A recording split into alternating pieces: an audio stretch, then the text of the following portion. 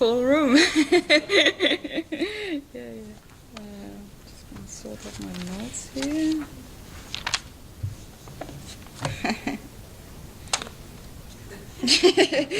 Just a couple of hours. Yeah.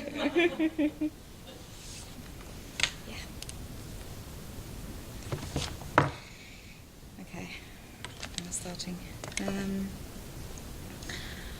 Hello. I felt like, I don't know, I wanted to start this talk actually about talking about Pokemon, but I decided to leave that aside and focus on something else. So why am I a Buddhist? Or I redesigned that phrase more in I love adventures. And I was writing down some things today of how an adventure looks for me, what an adventure is about. So I feel like to go on an adventure requires that you leave your home behind. Because you might be searching for something. You might search for meaning, you might search for belonging or some sort of challenge. Or you want to sort of go to a certain aim. And then there's this whole part of nature and beauty of nature, and like really seeing nature and being in nature, I guess, with adventures. But then there are also the challenges which you have to manage and sort of survive. And they all bring sort of difficulties up. But also the growth is in it. And then you might meet some people on your adventure. So my adventure, it looks like I was born in Vienna, and I had a really good childhood. I was thinking yesterday of the Wheel of Life. I think I spent a lot of time in the God Room actually, because like Vienna is like a really beautiful city. You have a really good education. It's a beautiful countryside, and you just have everything what you need, basically.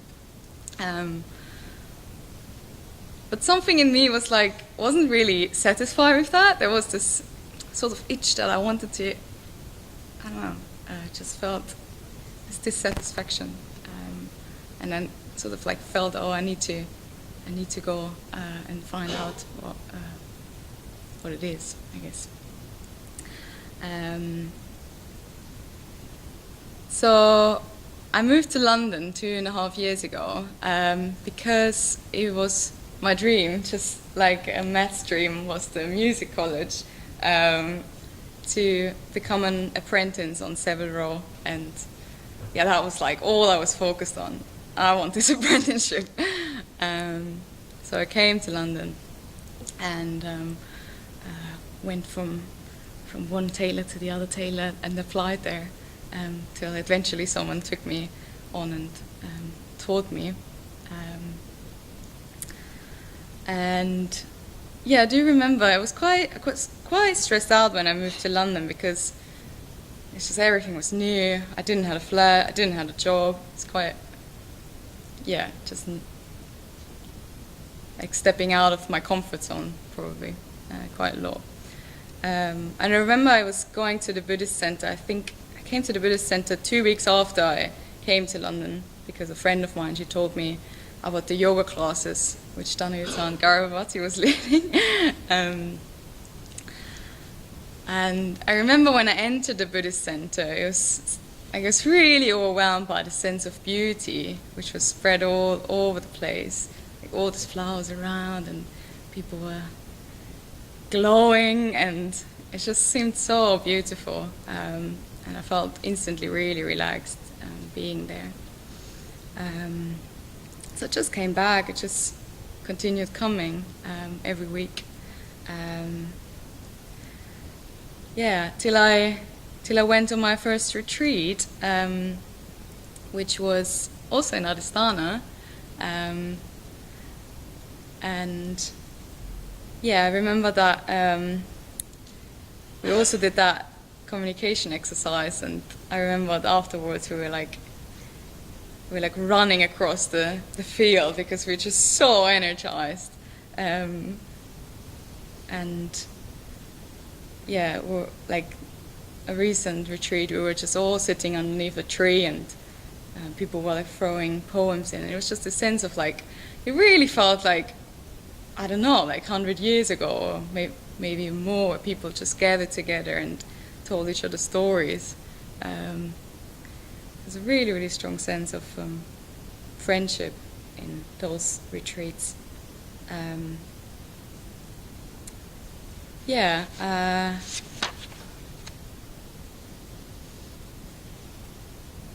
So, yes, writing down some things about my challenges. So my apprenticeship was quite full on. I worked quite a lot of hours there, and my boss was quite a challenging person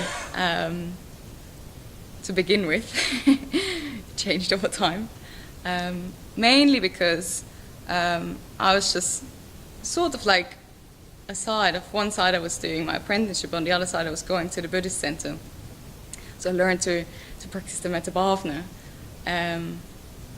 which just made, for me, such a difference of going back to my workplace and meeting him with that metta, or with that compassion, I guess. And now I feel like my relationship to my boss over the 2 years really went to, I guess, the strongest, how would I say that? Yeah, just the strongest connection you can have with someone you work with. Just really good working with each other, really sort of seeing all sides from each other in anger and in peace. Yeah, something about the challenges, when it feels like there's not really a light around you, and it feels like a lot of darkness around you, and then you have all these like weird creatures around you, and you have to meet your difficulties, and then learning about Padmasambhava, who is dancing with demons, and I was really, oh my god, this is so good. I really enjoy dancing. Yeah. So when I went to my first retreat, Alex gave actually a talk like that one, and he was like telling us how he gave all his like theater dreams up and started to work at the Buddhist center. And I remember I was like, it just seemed so scary to me that someone would just give up his whole compassion about his job and would just step away of that and work for the Buddhist center. And I was like, I can't do that. I can't give up my dream. I can't give up what I came for to London. What would that look like if I would give up everything what I believed I am, basically? But it didn't end this sort of itch in me, that little voice which is always, oh yeah, you could also work for the Buddhist center. And eventually I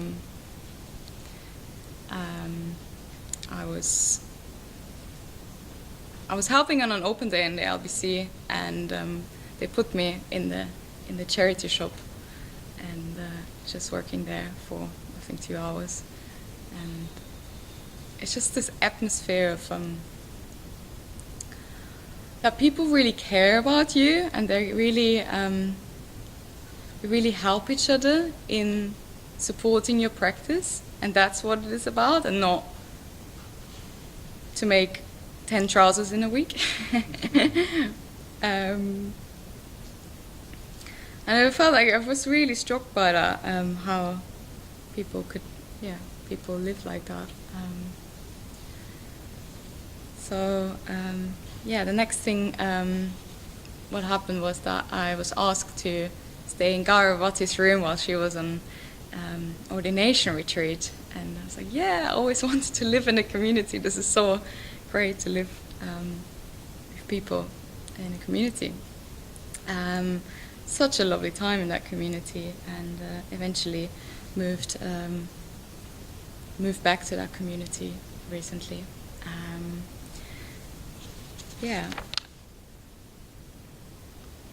So I feel like looking at adventures, I feel like my whole apprenticeship was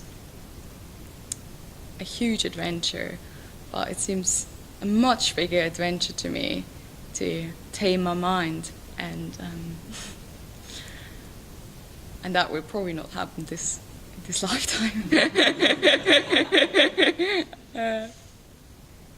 Something about that just really shocks me, because it's just endless. It's just like this work of, you can do so much about it. There's so endless work to do. But then I feel like for adventures, you need friends aside of you, and friends who support you, and friends who hold you when you're back in one of your dark zones. And I feel like I really found that here in the movement, especially now when I cook and I just see like how people give me a kiss before I give a talk because I'm so anxious.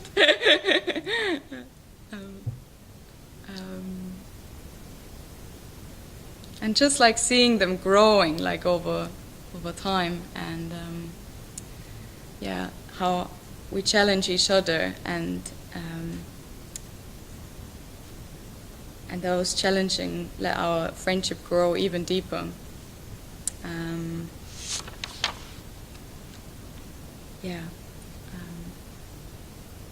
I had quite a difficult situation in my apprenticeship, and I feel like at that point I was sitting in meditation, and I was like, I can't even possibly take all this pain in the world without a community, without people who are like-minded and do the same thing, and support me. I think that's when I realized that this is it.